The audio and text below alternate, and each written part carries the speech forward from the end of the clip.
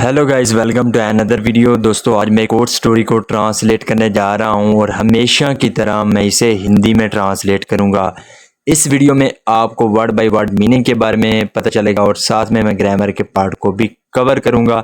तो आपसे रिक्वेस्ट है कि इस वीडियो को लास्ट तक ज़रूर देखिएगा ताकि आप इसको अच्छे तरीके से समझ सकें। तो वीडियो शुरू करते हैं। वीडियो का जो टाइटल है वो है द 10th मैन। 10th का मतलब होता है 10वां। मैन आदमी को कहते हैं, तो इसका क्या मतलब हुआ? द 10th मैन, 10वां आदमी। तो ये था हमारा टाइटल। इसको मजीद पढ़ते हैं। Sohan was an educated but unemployed man. Educated का मतलब होता है पढ़ा लिखा, अनएम्प्लॉयड का मतलब होता है बेरोजगार। तो इसका क्या मतलब हुआ? Sohan was an educated but unemployed man. Sohan एक पढ़ा लिखा लेकिन बेरोजगार आदमी था। He wanted to do some work. He wanted वो चाहता था। वांट का मतलब होता है चाहना। ये हमारा पास्ट इंडेफिनिट का अफर्मेटिव सेंटेंस है। तो he wanted to do some work, वो कोई काम करना चाहता था। सो इसलिए वन डे, एक दिन, ही डिसाइडेड, उसने फैसला किया। डिसाइड का मतलब होता है फैसला करना। तो उसने फैसला किया टू वेट, इंतजार करने का, फॉर द किंग, राजा का, at the palace gate. Palace का मतलब होता है महल। तो महल का जो गेट था वहां पे उसने राजा का इंतजार करने का फैसला किया। ही थॉट, उसने सोचा। थिंक की सेकंड फॉर्म है थॉट। उसने सोचा डैट के he would talk to him about the job. He would talk, वो बात करेगा, टू हिम, उससे, अबाउट द जॉब, जॉब के बारे में, नौकरी के बारे में। तो इसका क्या मतलब है? He thought that he would talk to him about the job. तो उसने सोचा कि वो उससे यानी कि राजा से नौकरी के बारे में बात करेगा। सो नेक्स्ट डे, तो अगले दिन, Sohan was standing outside the palace gate and waiting for the king. जो सोहन था वह स्टैंडिंग, वो खड़ा था, आउटसाइड द पैलेस गेट। जो पैलेस गेट था, महल का जो गेट था, उसके बाहर खड़ा था। And waiting for the king, और राजा का इंतजार कर रहा था। तो यहाँ पे वाज के साथ वर्ब की फोर्थ फॉर्म है। जब वाज के साथ या वर्ब के साथ वर्ब की फोर्थ फॉर्म लगती है तो वो हमारा पास्ट कंटीन्यूअस टेंस का वाक्य कहलाता है। और इस तरह के वाक्य के आखिर पर रहा था, रही थे आता है। टू पास हिज टाइम, अपना समय गुजारने के लिए। He started counting the people who went in through the gate. He started, उसने शुरू कर दिया, काउंटिंग, गिनना। काउंट का मतलब होता है गिनती करना। तो ही स्टार्टेड काउंटिंग, उसने गिनती करना शुरू कर दिया, द पीपल, लोगों की, who went in through the gate, जो कि गेट के अंदर से गए, यानी कि जो गेट के थ्रू से अंदर गए। जो वो सोहन था, उसने क्या किया? उन लोगों की गिनती करना शुरू कर दिया।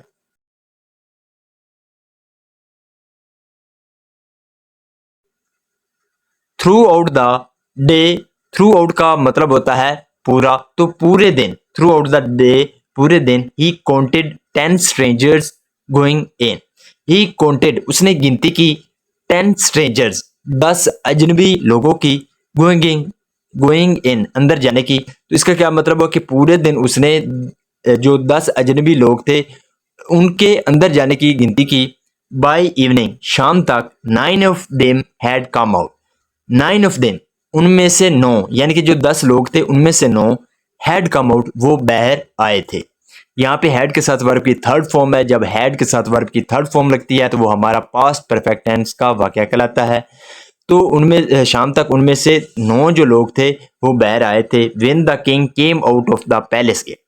व्हेन, जब, द किंग, जो राजा था, केम आउट, वो बाहर आया। कम आउट का मतलब होता है बाहर आना। तो यहाँ पे सेकंड फॉर्म है केम आउट। तो जब राजा बाहर आया, ऑफ द पैलेस गेट, में जो महल था यानी कि उसके गेट से बाहर आया। Son asked for a job. Ask for का मतलब होता है मांगना। तो जो सोहन था उसने एक नौकरी मांगी, बट लेकिन, अनफॉर्चुनेटली, बदकिस्मती से, the king said no to him, जो राजा था उसने उसको इनकार कर दिया, मना कर दिया। देन फिर Sohan mentioned that only 9 of 10 strangers had come out of the palace. जो सोहन था उसने क्या किया? मेंशन्ड, उसने बताया डैट के ओनली 9 ऑफ 10 स्ट्रेंजर, यानी कि 10 अजनबियों में से सिर्फ जो 9 हैं, हैड कम आउट, वो बाहर आए हैं ऑफ द पैलेस, महल से। एट वंस, तुरंत ही, अचानक, the king ordered his soldier to search for the man, जो राजा था उसने क्या किया, ऑर्डर्ड, हुक्म दिया, हिज सोल्जर्स, अपने सिपाहियों को, टू सर्च फॉर, तलाश करने के लिए, द मैन, उस आदमी की। यानी कि जो राजा था उसने तुरंत ही क्या किया, अपने सिपाहियों को हुक्म दिया उस आदमी को ढूंढने के लिए। The man was found hiding in the Kings chamber, the man was found, उस आदमी को ढूंढा गया, हाइडिंग, जो कि छुपा हुआ था, इन द किंग्स चैम्बर, राजा की जो चैम्बर थी उसमें छुपा हुआ था। यहाँ पे किंग के बाद अपॉस्ट्रोफी एस का प्रयोग किया गया है, इसका मतलब होता है का के की।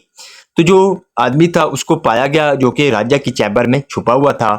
ही was an enemy spy who had come to kill the king, he was an enemy spy, spy का मतलब होता है जासूस, तो वो दुश्मन का जासूस था। हु हैड कम, जो कि आया था, टू किल द किंग, राजा को मारने के लिए।